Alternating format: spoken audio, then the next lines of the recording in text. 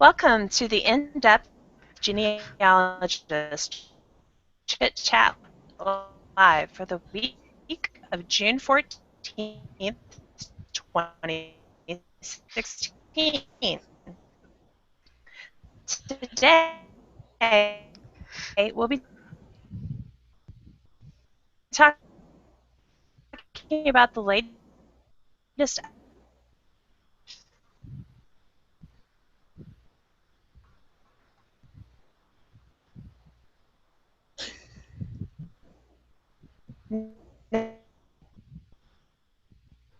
Next, we have Melissa Barker in Houston County, Tennessee. Okay, looks like things are good. Terry, how are you? This is I'm our good. How are you? executive director here at the I'm In-Depth doing. Genealogist. How are you doing, Terry? I'm doing good. Good. It looks like the And internet is a bit jumpy tonight. yeah, I'm a little worried that I'm not seeing anyone else moving. They're moving. They're moving. Okay. Then It we looks like it's have corrected. next we have Valerie Eichler-Lair of Val's Roots. She's based in Albert Lee, Minnesota. Welcome, Val. Hi, thanks for having me. Good to see you. Great to have you. So we've got a wonderful group of ladies here, and we're going to take a few minutes to talk about some things that are going on in the genealogy community. This week, a number of our Facebook friends and were at the Institute of Genealogical and Historical Research, known as IGHR, and it was held at Samford University. Have any of you been to that particular institute? No, I haven't. No. Okay, me either. But I happen to know that Val has been to the Salt Lake Institute a number of times. And so, Val, would you be willing to share some of your thoughts about what an institute is like? Sure. SLIG, which is Salt Lake Institute of Genealogy, is held every January. It's in its 21st year, and I've gone the past 4 years, including this year. And it is a intense, in-depth study of one or two topics. Except for, say, like the one that I took last year, 2015, the advanced genealogical methods. You had homework. I was brain fried by the second morning.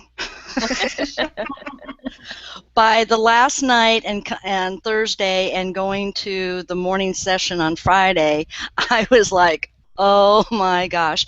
But it was awesome because it challenges you to kick it up a notch or two.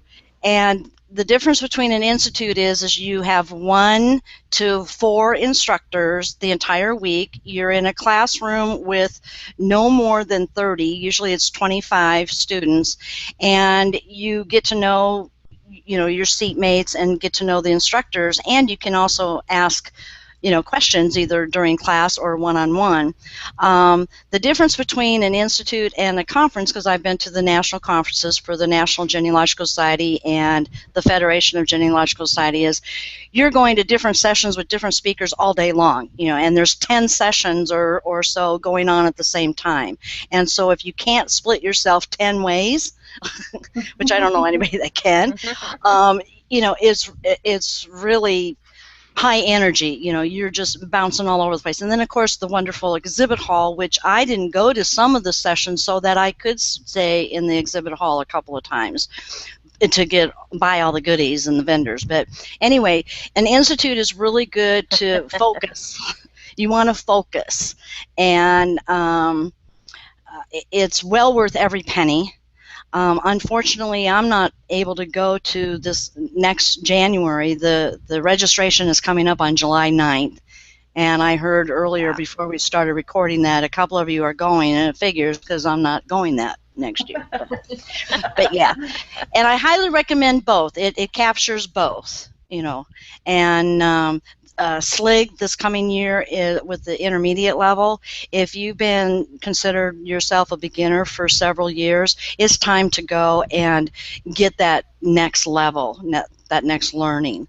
So, but yeah, I really want to go to IGER sometime, and that may be, maybe next year, since it's later on in the year, I can do that one maybe.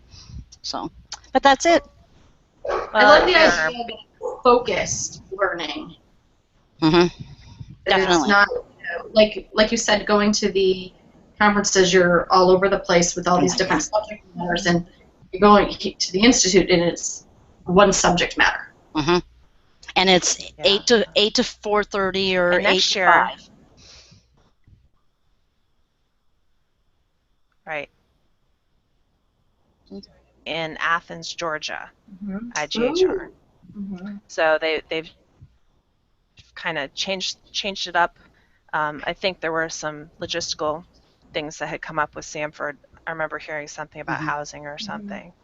So next year it will be in Athens, Georgia. So keep an eye out for that. Registration is usually a fair bit ahead of when the course is.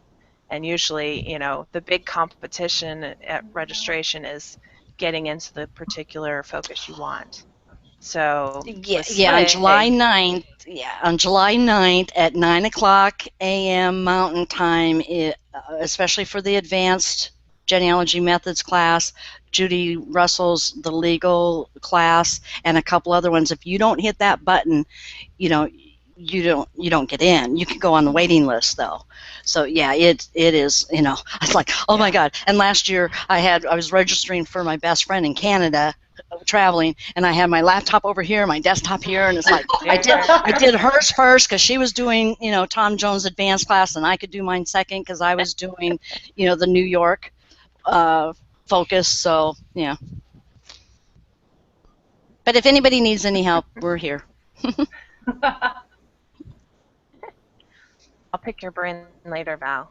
Yeah. No problem. Me too. No problem.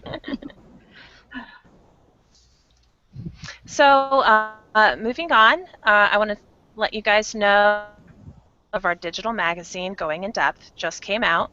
If you are a subscriber to our magazine, there are a lot of great articles on military research in there. We have Australia, Canada, Netherlands, and the U.S. Were all discussed in various articles.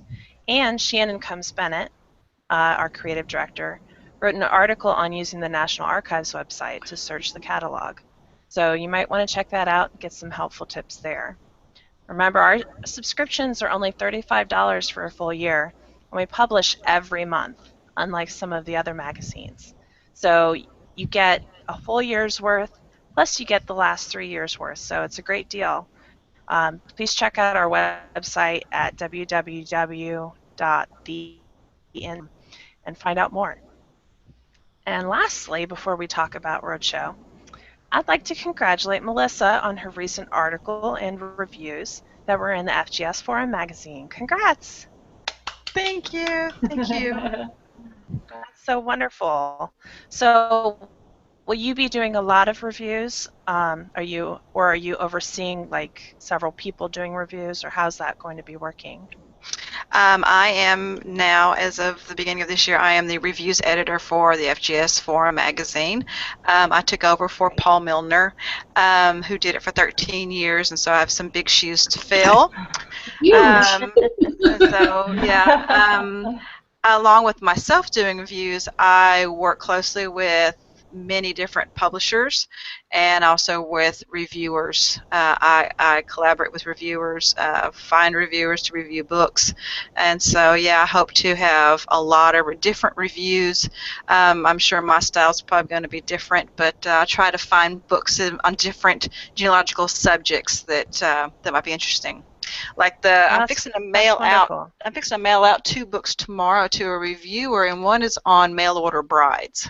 Ooh. And so that will be coming out in our December issue, hopefully. So yeah, it's a lot of fun, and so yeah, so I am officially now the reviews editor. So, well, congrats. Thank you. I have a question. Sure. how do we get Wonderful. access to the FGS forum? It is a subscription electronic magazine. You can go on the FGS website and you can subscribe. But I also understand that you can subscribe through maybe a historical society that's local to you if they are subscribed to the magazine. Jennifer was saying something about that in the green room, and so maybe she can tell us. Sure. I know with the Indiana Genealogical Society, they have a separate login. So you can log in and look at the magazine as a member. It's just a matter of reaching out to one of the officers of the group. And I know who you I'm can go calling and on download Monday. it. Yeah, I mean, you can go and download it and read it at your leisure. And um, Julie Cahill-Tar has been working on that. I had worked on it previously. Beautiful magazine. They've been doing a really good job. So take advantage of that. It's a member benefit if your society is a part of FGS. So definitely something to look at. And my article was on researching in school records. Cool. Yeah, I can't wait to read it. Even if your ancestor didn't go to school. Right. Yeah, I liked that title. I was intrigued. And you also wrote a very nice review of Christine Woodcock's in brief guide that she wrote for us on researching your Scottish ancestors, and we really appreciated you taking the time. Oh, sure. I was glad to do it. I was very flattered. Christine was very flattered at what you had written, and it's nice to get some feedback. Always. Yeah.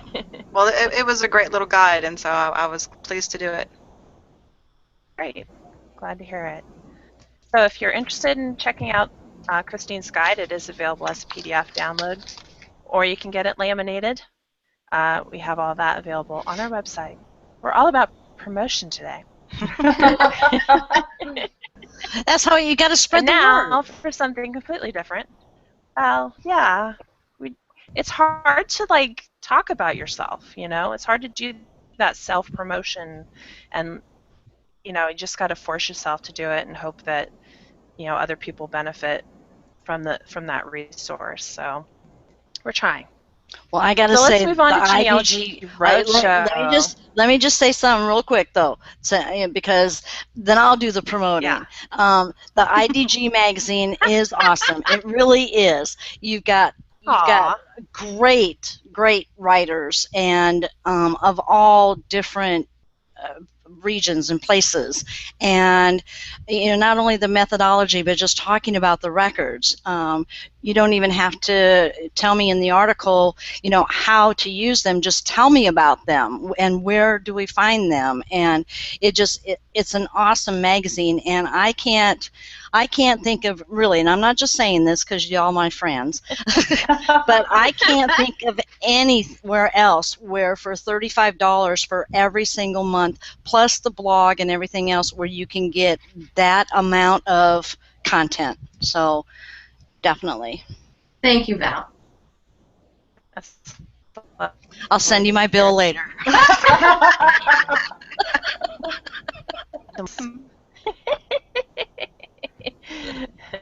I'll send you your 10 cents. Yeah. Thank you. Yeah. Because that's all we can afford. So, Genealogy Roadshow. Spoiler alert, if you have not watched it, go watch it, come back. But this week was filmed in Boston, and I know Terry is a huge fan of Boston. Love it. It's a great town to visit. Were you drooling over? I wouldn't say I was drooling, but it was definitely interesting to watch and just kind of take a peek at all the outside scenes to see what you can kind of see. Yeah. They could have put a lot more great historical pieces into their clips, but I was just excited. Well, Boston is home to how many Irish? So I knew it was going to be a good episode that I would like.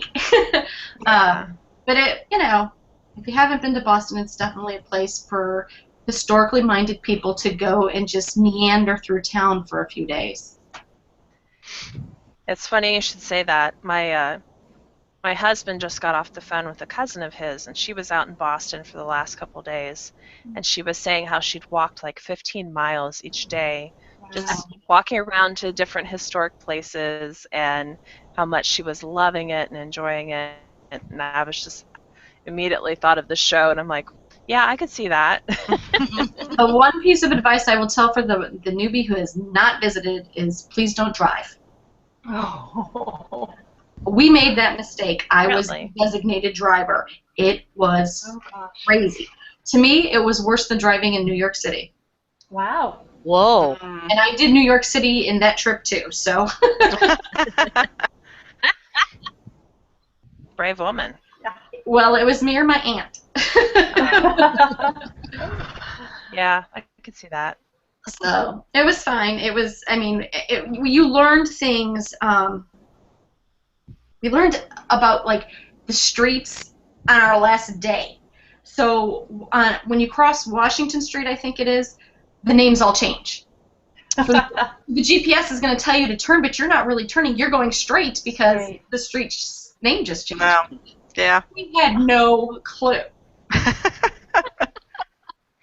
I guess dear. when after Washington was president, all the towns were including Washington Street, right? So Boston wanted to be different, and that's how they made it different. They changed all the names on the other side.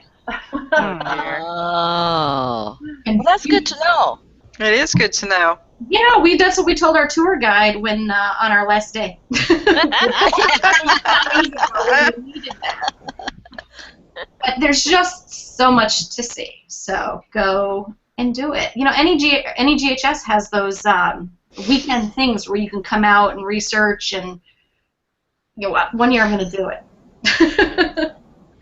See, that's why I probably wouldn't have to worry about driving because I'd be in the NEHGS library. It's like, oh, I don't need to drive. Just come pick me up. It's just stunning. Yeah. So. Well, our first story was a gentleman who he works for the Salvation Army, and he was very interested in trying to find his connection to the founders of Boston. And luckily he actually was. So that was kind of amusing. You could kind of tell his wife wasn't that into it. Which is how my husband would be Really? if I dragged him to something like that. What gave you that impression? It was just, she wasn't as excited as he was. Yeah. But it was neat to see, as he got to learn, his eyes would kind of like light up a little bit, and of course, then when they started talking about that he was related to Governor John Winthrop and Dudley and Puritans and all that kind of good stuff, I think he was a bit overwhelmed. Well, it's overwhelming. That was a long list. Yeah, it was Yeah, impressive. I call this section the name dropper section. Totally. Yeah. Josh enjoyed it. Yeah. Yes. Definitely. And Sherry, you were talking about, all the different famous cousins and how they were connected, and of course, we all enjoyed the very last one that was the name dropper. Right. Josh's 13th cousin, first one time removed. 13th Yes. cousin, one time removed. I'm like, that's a distance, but it's still fun. It's still fun. What I liked was the very last thing the guy said, "We're having holiday dinner together this year." Yes, I like that. I thought that was awesome. I like how he said, "Oh, I forgot one more. I'm so sorry. I'm so sorry," and then puts up his picture. I cracked up. But Yeah. what got me is they did an enormous job. That tree was far and wide. Looking at what, and then all these, And what caught my eye was Amelia Earhart, because Yes. when I lived in Denver, Colorado, the weather, she did traffic, and it's funny that she did traffic because she's a descendant of Amelia Earhart in a plane, the whole bit. So it's like, Yeah. Wow. yeah, but Very yeah. cool. And Humphrey Bogart, I like that one. Yeah. Humphrey No, Bogart. she- That's cool. You got the reaction from the wife because she says, "Oh, that's where you get your good looks, honey." Did anybody get a chance to see Randy Seaver posted over at Genia Musings his connections to all these people? Oh, he No, I did? didn't I didn't see that. And I think Humphrey was the only one that was a bit of a stretch, he said. He went into Wikitree and Genie and compared what they said. And some of the relationships were a little bit off, but it was very interesting. I didn't do an in-depth read, but I kind of browsed through it very quickly. So that might be something to go look at. Yeah. Ah, thanks Yeah, for Genia calling Musings. our attention to that. Yeah. That's cool. Yeah, and I liked that they had the little blurb at the bottom of the screen when they talked about, cousins removed. Really until I got interested in genealogy, I never understood what that meant. And so they had that little blurb up at the bottom of the screen saying, be sure and check this out. This Why is it's important. why are they removed? Yes. My grandma always called them kissing cousins. Well, my mom would always say, "Well, that's my first cousin, so that's your second cousin." It's like, no, Mom. And I even gave her a detailed relationship chart, and wrote it out for each cousin, or each, one. So, but it is important. What gets me is because when I first started, it was your second great grandfather or your third great grandfather or your second cousin, one generation removed. Where did these times come from? I don't know. Who do you think you are? I think so. Is that the way maybe they say it in Europe? And maybe it's just moved over here? I don't know. There was the one girl, Kelly Clarkson was the one who started it on Who Do You Think You Are? Oh. Really? Because she would say 2 times or 3 times. My 3 times great grandfather, Because it's like, where did that come from? But Yeah. We should go back and watch an episode or 2 before her. Yeah. She's the first one I remember saying it like that. Do you want to borrow my notes? They're probably that detailed. Probably. That's hilarious. All right, let's move on to the next story. We have Stephen Spillane. I guess that's how you say it. He was the Whistler, and he was interested in his Irish roots. Loved it. Yeah, I was going, oh, Terry will have lots to say on that.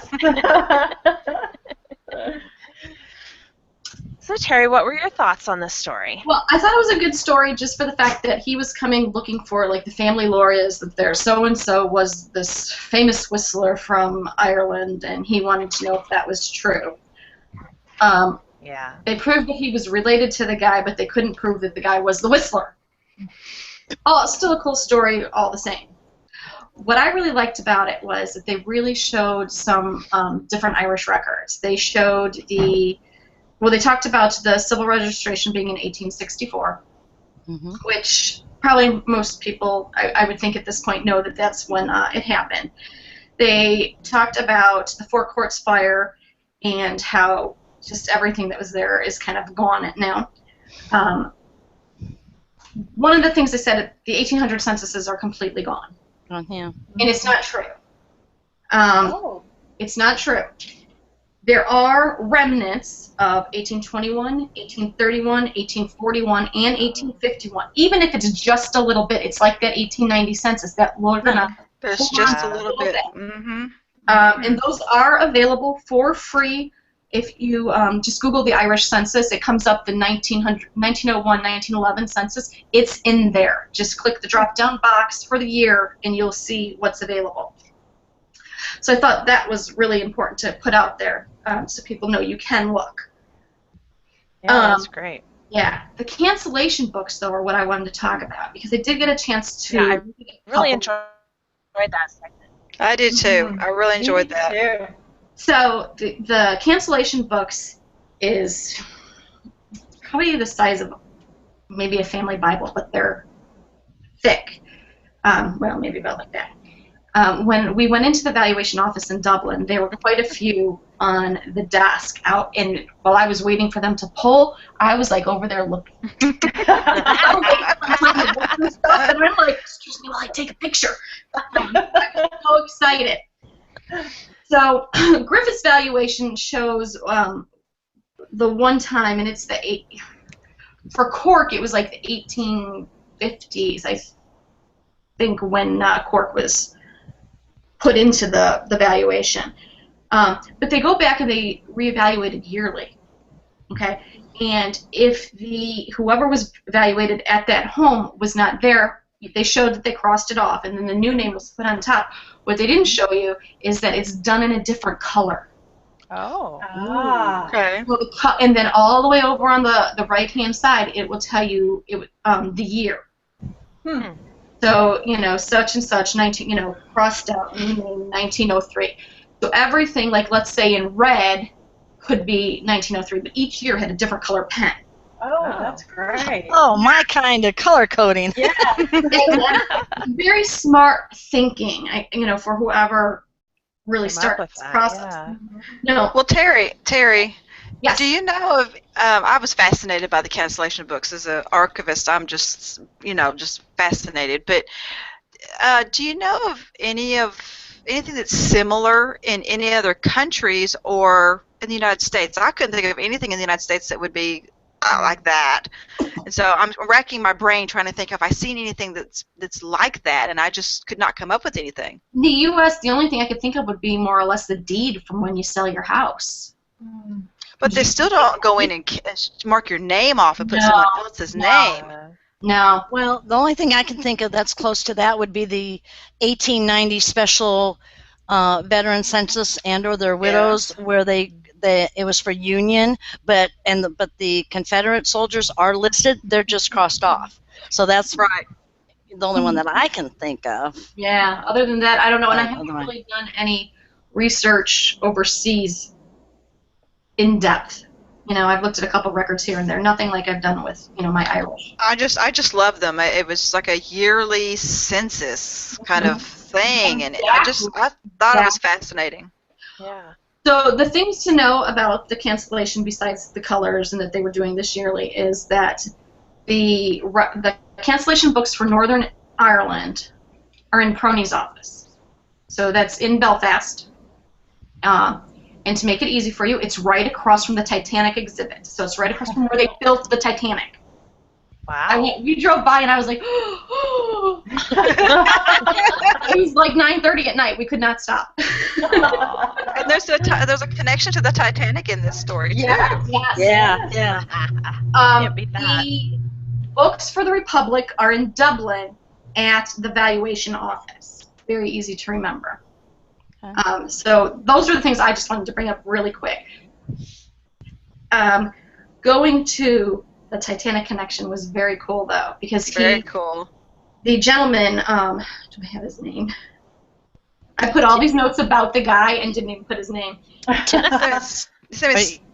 Oh, Stephen, or you mean the ancestor's name, Timothy? Yeah, Timothy. That's Timothy, yeah. immigrated in 1903. Came to America to see his brother, who came to Boston 2 years earlier. He came on the Carpathia, Right. which was the first boat to respond to the Titanic's distress signal, but it was also the Carpathia's maiden voyage. Yes. Was it really? Yeah, that his ancestor was. was on, was the Yep. maiden voyage.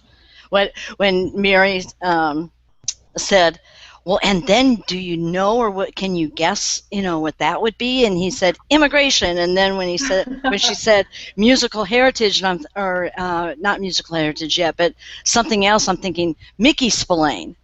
I told her that. It wasn't. She didn't bring it up, but that's what my guess was off in the margin of my notes. That's funny. Another good thing to know, so this gentleman's family came out of Killarney. When we were in Cove, and I was talking to people about trying to find records because I have no ship manifest for my Irish. They said it was important to note that the boats that were leaving were White Star Line and Cunard. Mhm. That was it. Mhm. So Mhm. that's kind of important to know for people who are looking, cut out all the other Yeah. ships. Those are the two you need to Right. look at. Hmm. So Interesting. very interesting. Very interesting. Great story, Definitely. great documents.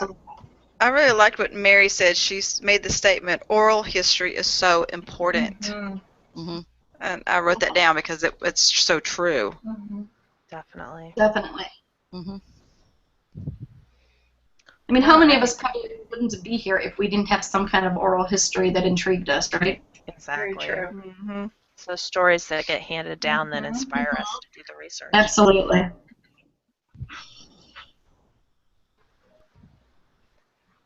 All right. So then they did the behind the scenes stuff. I'll just get off camera right now and turn off my microphone. Yeah, so we got wants to talk about the New this. England Historical and Theological Society's library. And of course, we all drooled. And Melissa, who is a archivist, what do you have to say about it? I was drooling as well, looking at all of the shelves of boxes, but he's made a couple of statements that are just so true. He said, trash in the family attic, Hmm. and it's so true. But the thing that really got me was he called the archives organized chaos. And that is so very true because if you don't know, if you don't work in an archives, you walk in, you would think, how in the world do you find anything in here? Mhm. But it's true. It's organized chaos. The archivists know what's there. And so, and a tip for all genealogists, and I always talk about this in my presentations and my webinars, is when you go to an archives or a repository of any kind that collects documents and records like that and stores them and they wait to be processed, ask about unprocessed records. Oh. Not every repository will allow you to look through them because they just don't. But when records are brought in, when a collection of records are brought in, there is a cataloging done of them. There's an initial cataloging done of them, and that's kept on file to go with the processing. And so they know that they're there, and they know sort of kind of an idea of what the records are, who they came from, kind of thing. And so as a genealogist, as a researcher, ask about unprocessed records. They will not offer them to you. You're going to have to ask. But I know authors. I know authors. Sometimes authors are asked when they do these history books on certain people's, like so and so's papers. Mm-hmm. And I've heard a lot of authors say, "Well, the archives allowed me this special access because they haven't been processed yet." And processed means they've been archived and they're available to the public. And so, but that's just my tip for you is to, you may get declined, but ask about unprocessed records. Melissa, let me ask you a question. Yeah. I have a small archive here that has changed hands on who's running it. And I went in one day and I had this lengthy conversation with the new archivist and her assistant about who I was looking for and why I was looking for them. A small suburban town. They were so intrigued by my story and all the information I could give them off the top of my head about these two families who I'm trying to prove that they're related, and I have nothing to tie them together. 2 months later, I got a phone call that said, "We forgot what you were looking for." Uh-oh. I've not called back. I've not been back because I was like, you sat there. We talked for like 45 minutes. I was very specific. Oh dear. What's your best advice to handle situations like that? My best advice is to you is this: just patience. You have to, please remember that as archivists, we have patrons, even though it's a small. I work in a small. My archives is small. Okay. Our whole county, only has a little over 8,000 people in it. our Okay. whole county. And so, but I have patrons that come in on a daily basis. I have genealogists. I have researchers that are researching other things. And so, and think about each one of them are telling me their full story. Okay. I try to tell people, Good point. you know, and so while we are listening and smiling, you know, we're thinking, honestly, this is just an honest answer. We're thinking, okay, that collection I've got to work on later this afternoon, you know, that's what we're thinking about. You know, we Sure. love you, Yeah. but that's what's going through our minds. And so, but what I do, because maybe it's my genealogy background, I was a genealogist for 26 years, for 20 years before I became an archivist. What I do is I have an archives request form that when you leave, or even while you're there, I'll write down your name, I'll write down the surnames that you asked about, and that goes in a file. Or if you've requested something, it stays on my desk until I have completed that request. That's a So great if, idea.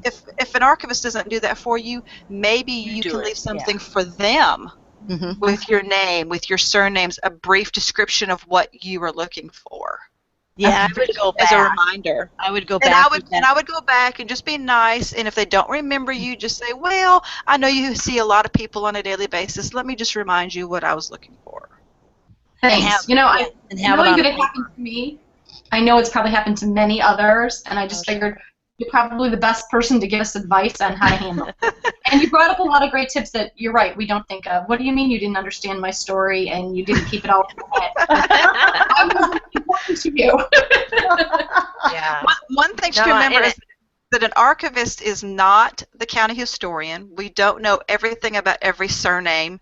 We're there to process and archive the records. Okay.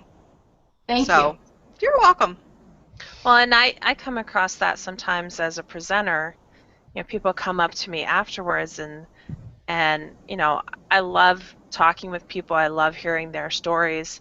But, you know, if you were to come up to me, you know, even a week later, I probably wouldn't remember what the story was that Right. you had told me that Right. I was so interested in. Yeah. Yeah, yeah. So, you know, it's all a matter of, you know, so. What I liked is that Anybody Josh else? said, oops, I'm sorry. No, I was just going to say, does anybody else on Well, I any was just going to say HGS? that I liked how Josh said that even the suitcase the materials came in is archived and available to see. And I have something to say about that because in our archives, when we started, which we started 6 years ago, and our county, our records had never been archived. We were formed in 1871, and as a county, and their records had never been touched. And so I'm the first archivist, and so I got to do this from scratch. But the oldest records were court records, and we found them in 3 apple crates. Oh my word! Original apple crates with the original the sticker on the front that advertised the business. The oldest court records were stored in these apple crates, and we kept the apple crates as Cool. part of the archives. That's neat. That's great. Oh. But yeah, that was my favorite part of the whole show. Then she stopped watching the rest of the show. I went back twice to look at it. I'll just admit it. I went back and watched that section twice. I just would like to add that I would love a behind-the-scenes tour of any GHS. Yes. I would love it. Mm-hmm. Yes, me too. Speaking of tours, when you go to a repository, ask them for a tour. They might take you back where the stacks are. Oh, that would be interesting. Mm-hmm. We It have a Genealogical Society has a workshop every summer, and part of that workshop is they give tours. Because Awesome. we have it actually in the archives building, Mm-hmm. and they've got a beautiful meeting room there. And so part of the workshop every summer is they do tours into the archives. So it's great to go back there and be able to they pull out all the old copies of the old documents. They'll show us examples, or they'll show us the real thing, or they'll, and explain how they keep them and their process and all that. And so it's really interesting and fun to go back and do that. It's cold back there. Very cold. Yes. We have to keep it cold. We have to keep it cold. I mean, they've got things from the founding of the state, before the state was founded. They've got all sorts of wonderful things back there. So it's really fun to go back and look at them. So I would take a tour. Ask and see if you can get a tour. Great idea. Very cool. All right, let's move on to the next story. This was Megan Applegate of genealogy, and she had noticed that there were 3 brothers that had died within the same year. I can't remember if she said the same date, which I don't think was quite right. I think they meant the same year. Yeah, the same year. Yeah. The same year. Yes, it was the same year. And they were Irish brothers, weren't they, Terry? They were the Finnerty boys. Mm-hmm. James, Edward, and Patrick. Very Irish. Very. Theirs was a sad story, though. It was very sad. Yeah. Yeah, it was, well, it was interesting. I was just going to say, I liked how Kenyatta... all the talk of this smallpox. Yes, and I liked how she went and said what was going on during that time period. Let's look and see what possibilities could be. So showing them that they've got to look at what was going on, the history of where they were, put things into context to help find answers. I agree, but I disagree. Oh, okay. Oh. I agree because you have to. You're right. It's something you need to do. But I disagree because Megan said she'd already had, didn't she already have the death certificates? Or she had one of them maybe? Because she knew about Gallup's Island, didn't she? I'm not 100%. I don't think she knew about the island. I thought that came to her as something new for her. Yeah. I can't remember, and I probably should have watched this one twice. Because the date of death, if she had dates of death and saw that they were spread out, or it wasn't by the fire date, Mm-hmm. So, I don't know. I guess I don't do such a broad search as historically what's going on. Like, I wait until I have specifics, so then I can look. Because otherwise it's a crapshoot on what you're going to find. I'm going to gather all this information that I might not need. I tend to not look at the historical events until I've come to the end of what I can find. Not necessarily a brick wall, but I've gathered other things, and it's like, okay, wait a minute, I still need to answer this. Okay, if I get to that point, then I might start thinking about the historical aspects. Yeah, because I think she talked about the fire, but that was like 3 minutes that could have went to something else. Seriously, though, because some of this stuff, like, I think as we got to the end, it was like, sometimes it felt a little rushed. Yeah. Which probably has nothing to do with their taping. It was the editing. I just felt it was time that could have been spent maybe on a different part of the story. How come we couldn't find the death record for Edward? That makes no sense. We've got the other 2. They've all died the same year. Edward's got this big stone with his name on it, and then there's no death record. What about obituaries? Again, big family stone. Well, Terry, did you notice on that big family stone that Catherine and Charles also died in the same year, 1867? Though I don't know if those were children or parents, I can't remember, but there was a Charles and a Catherine listed on that same stone, and they both died 1867. So what was 67? I don't know. That's what I was when I saw that, I thought, oh, maybe they'll say something about it, but they didn't. Yeah. I'll have to go back and watch again. It was an interesting story. It really, really was. And you felt for those poor Finnerty boys. But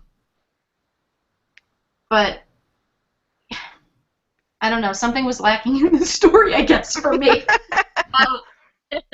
The records were cool, though, the death register, where it really showed who was the first one? Patrick, he was the mariner. He had smallpox for 6 days. He died on Gallup's Island. He buried on Gallup's Island. James was a fireman, smallpox. He died 5 days after Patrick.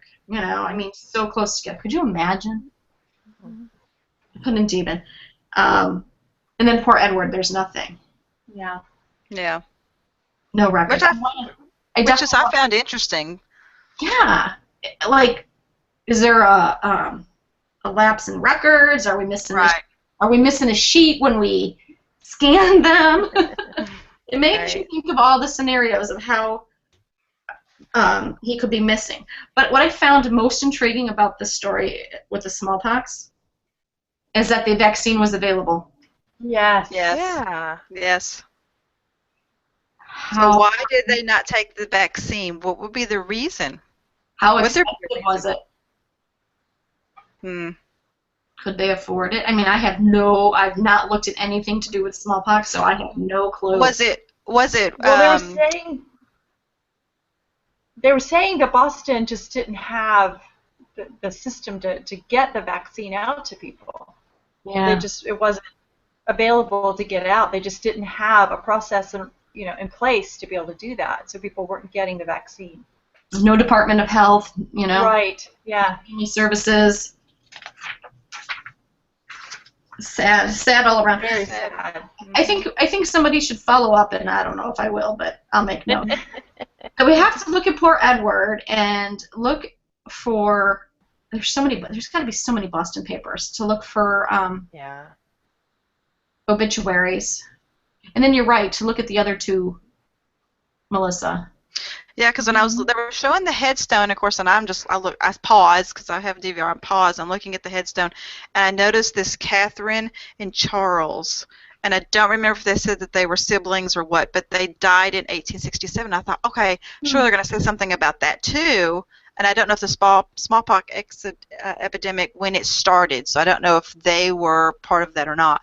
But I found it intriguing that they both died in the same year. Mm-hmm.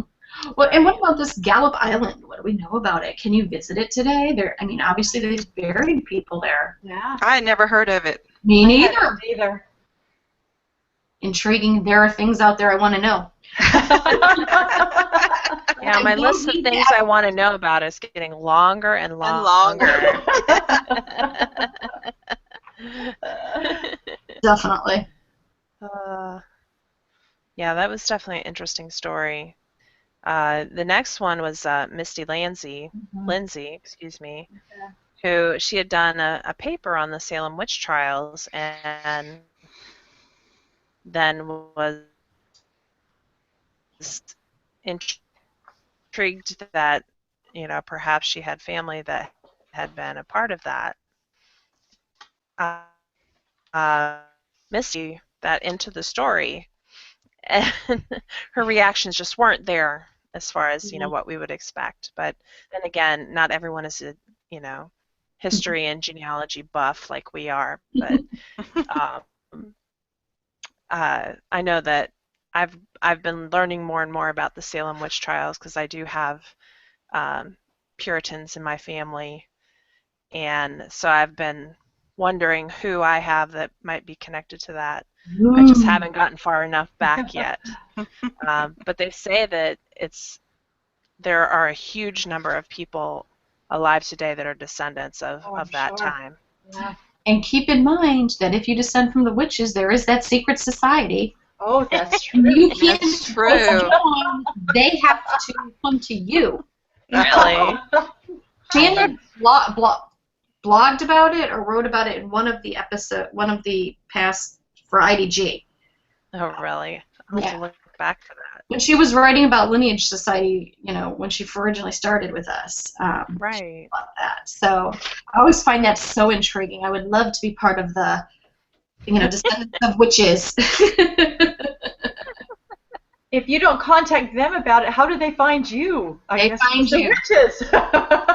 They're witches. That's I have a funny Salem little story, and I have to share it with you. It's hysterical. So on our Boston trip, we stayed a couple nights, and we decided we're gonna drive into Salem because, well, we're here. You have to go, right? You think it was like maybe an hour drive. And we had no clue where we were going. The GPS was like crazy on the phone. So it was pretty much, we just kind of drove. And we were at the stoplight and we're talking and we're in a rental car. And this lady pulls up next to us and rolls down her window. So I look at my aunt and I'm like, okay, roll down the window. Do you need directions? I'm like, oh, no, we're good, thanks. And I roll the window up and my aunt's like, don't talk to people. They'll want to. They'll follow you and try to get you in their coven. I was like, now you know it was hysteria, right? They weren't really witches. Oh, she cracks me up. Well, Josh made a comment, and I wrote it down, but I can't remember why I wrote it down.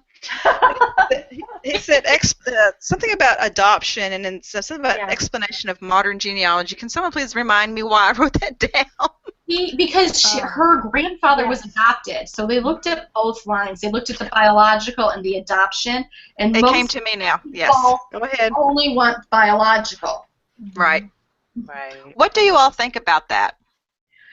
It's a tough call because I am part of the DAR and it is biological. So if you're adopted, you cannot join unless you find the link on your bloodline. Well, I think it's harsh. I get it because that's what it was. The daughters of, Right. But I felt for poor Misty as Josh was saying this because I thought, oh my God, she's Mayflower descendant through the adopted line. But does that make her a Mayflower descendant? It does not. That's right, because if you try to become a Mayflower part of that, they're not going to accept her, are they? Nope. See, that to me, and I love Josh, but I just feel like that's a little bit of false advertising or something. But it's not. I mean, it is her family. If you're adopted, it's your family, right? Absolutely. It is. It's absolutely your family. So it's tough. It's tough. It's a tough rope to walk. Where do you go? I just thought that statement, modern genealogy, and I thought, there's an article or there's something in there for someone to write about the differences between, I don't know what you'd call it, old genealogy or whatever, and modern genealogy. I thought the comparisons would be interesting for someone to take on. It absolutely would. But I think, like, we've talked about this before with Sherry, because Sherry has adopted children. Right. And your children, Sherry, are on your tree, yes? Absolutely, they are. Yes, they are your children. Exactly. And I defy anybody to tell me that they're not. Exactly. Right. They are. Absolutely. So it's definitely a hard... Because now you're telling them their whole lives, you are my family, but now if tried to follow something that you did and couldn't do it because they're not blood. Right. Something just smacked them in the face and said, I'm not really family. Yeah, absolutely. It is hard. It's a hard, and maybe one day we'll see those things change. Yeah. I was just going to ask, I wondered if any of these lineage societies would ever come around to, like Sherry's children, if they grow up and take on the genealogy bug that we have, and then they want to become part of this lineage society, and if they still have the staunch rules and guidelines, tell them, no, I'm sorry, you can't because, Right. Well, I'm wondering how much DNA is going to change some of that, too, because there's people that are in those societies that are not the bloodline. And that's right. So far, the only one taking DNA is the DAR. Right. And I've not taken the class to really understand. I wish Shannon was here because she could explain it to us, how they're looking at that. No, she's busy with the DAR right now. I know. She is. Speaking of DAR.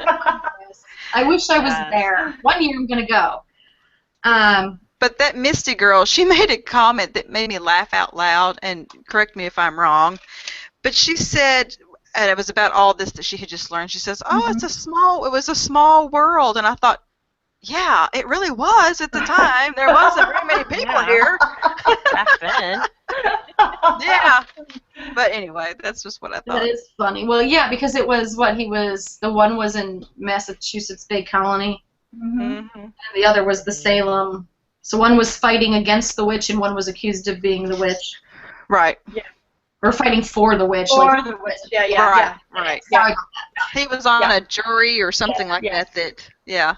It is kind of ironic. Yeah, very ironic. She definitely had, through this adopted line, no matter how we all feel, in her family, some very cool stories. I'm still looking for the Mayflower connection.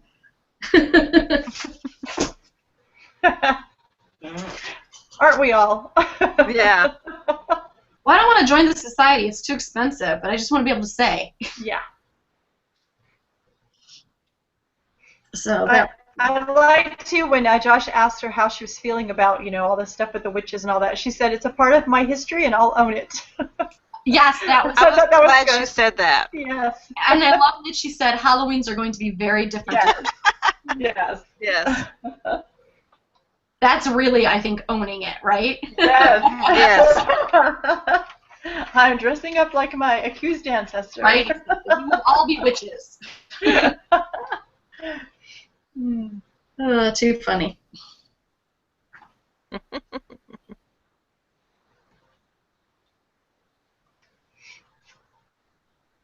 There we go. So the next There she is. story.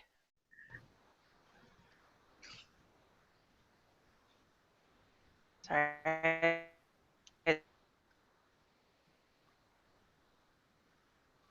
Looks like Jen is frozen. Yes. Yeah. Yeah. Should we go on? We should probably just go on. It was the Oregon Trail, wasn't it? Yeah, so Jenny Moy, But I grandfather who was there for the orphan train, he went from New York to Illinois. Yep. Oh. I recently read a great book. I belong to a book club here locally, and we read a book called The Orphan Train, and it was by Christine Baker Klein. And if you have not read that book, you really need to read it. It's actually considered fiction, but she did a lot of, I did some research myself, and she did a lot of research into the actual orphan trains. And when I read this book, believe it or not, this was the first time I had heard of the orphan trains. And they started in 1853, went to 1929. Wow. And close to 150,000 children, it's hard to wrap your brain around that, were put on trains and sent west. Now, the stories in that book, Orphan Train, are not pleasant. The orphans did not have a very nice time at all. But it's very interesting, and it talks about that they showed the document that the 9-year-old signed his signature to be a 12-year indentured. And I kind of question whether or not that was his signature. At 9 years old, that signature looked pretty good. Yeah, very good signature. I thought the same thing. Yeah, I would be skeptical of that. And then after his 12 years, his payment would be 1 Bible, 2 suits, and $150. I wonder how many of them actually got it. I mean, I wonder, because we have to remember those children were not taken into those homes for the most part because those people wanted to adopt children. They just wanted free labor. Right. Yes. Very true. And then at the end, they showed the headstone. And my only thought on that is that headstone looks like it's brand new. It did look new. And so I was like, okay, the orphan train, though, if you've never done any reading or research on the orphan train, even if you don't have someone that was in the orphan train, it's a very interesting topic. It is. I definitely learned from this episode because I didn't know that they weren't all orphans. Right. But I haven't done any research on it. I don't have anybody that was on the orphan train, so it's not something that I would normally look into, but I am going to pick up that book. So definitely some learning for people within these episodes. Just parts of history we didn't know anything about, that happened in our country that we had no idea happened. And it's so diverse, and I mean, going back just a little bit, there were, the little snippets that they did with some of the people that they just talked to for just a second. This one Ariana who was African American, and she talked about her ancestor who was a free person of color, and he owned 88 slaves. Now, we may have talked about this before with other episodes, but I think it would come to a surprise to some people that African Americans owned African Americans, although there was reasons behind that. Because they were family. Right. But she was surprised. She said, how could he own slaves, Yeah. Again, it's, not having that connection, not having that wanting to learn. I mean, I bet you probably could have Googled that. I mean, that's right. I'm not taking anything away from her, but seriously, that would probably be the first thing I would have done. But like, this doesn't make sense. And what can I find out? Yeah. Yeah. Right. But this, the orphan train, I thought that was really sad. So Fred's father died when he was 4, and he had 3 other siblings. And they all ended up in the juvenile asylum, which wasn't because they were sick. It wasn't because something was wrong. It wasn't because they were stupid. It was they were there to educate the poor children. So. But it only sounds like, I think only 2 of them were put on the orphan train. I believe you're right. Yeah, I think the other 2, I wonder if they were just older and maybe they had outgrown, they were too old to go, perhaps. Maybe that was it. I think the best part about that clip was, what was her name? I have my notes too, unlike Val's. Jenny. Yeah. She said, I wish I could talk to her and let her know that everything turned out all right and she made the right decision. Yes. Yes. How heartfelt to really think back to want to express to that mother, like, the child was okay and he did well. Yeah.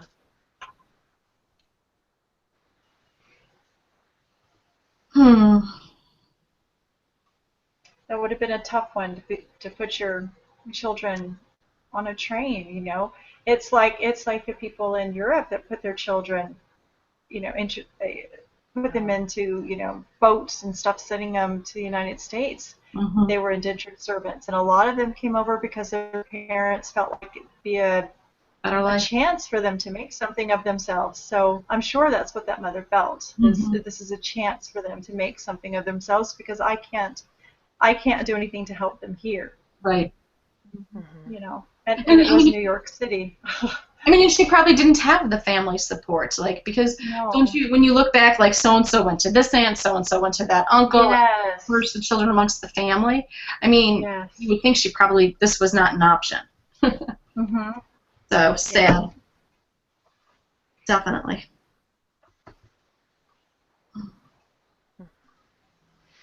All right, we have one more story.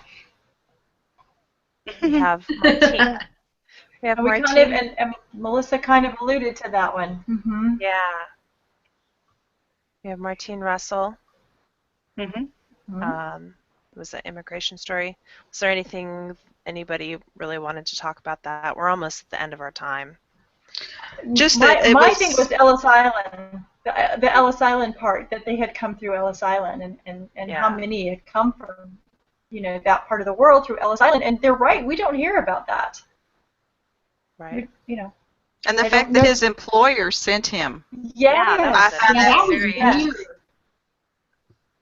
I would like to know, I mean, did his employer just sponsor him to go, or did he have a job to do when he got here for his employer? Same thing. Me too, because he was a carpenter. Isn't that what he said? He was a carpenter. Yes. So it made me wonder if he had some reason that he was sending him. It just would make more sense. Right. And then I wondered if he was supposed to go back and he didn't. Bad boy. Yeah. That's a very good question. Yeah, it was these questions we would sit there and ask, and the guests are going, "Oh, that's wonderful, that's great." We'd be going, "No, wait a minute." Yes. Tell me more about this. More. I don't think I would make a very good guest because I think I would have so many questions. Yeah. That's funny. probably why they haven't picked any of us. Right. They're like, yeah, let's pick somebody who doesn't really know anything. It's true. A great show, though. I Anything think else, it was just anyone? packed. Yeah. It was packed with education. It was packed with. Yes. It was so diverse. The stories were so diverse this time, and I enjoyed that because so far I can say that in a lot of these shows, like Who Do You Think You Are and Genealogy Roadshow, they don't touch on the places where I do research hardly at all. But I can still learn, and so it's still great. Yes. Absolutely. The one thing, Jen, you asked if there was anything else. In one of the small clips, Josh talked to a woman named Sarah Beardsley. She was, I guess, doing a little bit of research on Einstein, the Einstein family. I guess supposedly she might have a connection, and she wanted to know what to do because she was at a standstill. And Josh came back and said that the Einsteins actually intermarried a lot, so you had to really research all those different branches. So his advice to her was really keep looking into all the other Einstein families. And I thought this was a good place to really plug, like, you need to look at the One Name Study. Yeah. Don't just look at all these other families, but record all your data, submit it to the One Name Study, become a part of that, and, actively continue to work. Because when you get to that place where you're dead end, for me, it was just like the next no-brainer, like this is the next step. Yeah. I might not find my connection, but I might be able to bring some others together.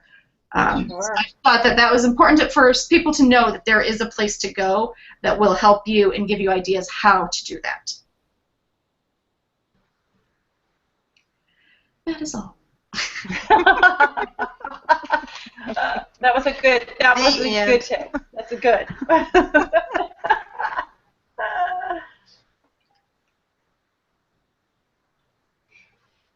Okay.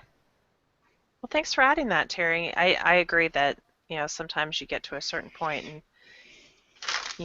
you're in a locale and there's so many names. Sometimes doing a one-name study is the best way to sort it out. So, we had some excellent discussion points. I hope that our viewers have learned a few things. I know that I have. And I want to thank everyone for joining us.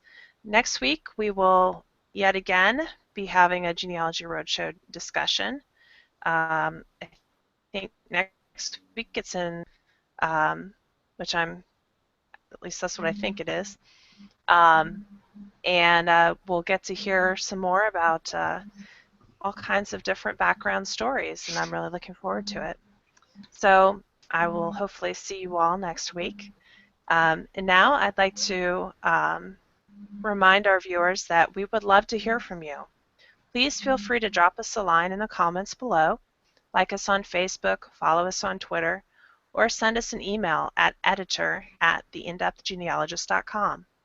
On that note, have a great day, and remember to go in depth with all ancestry.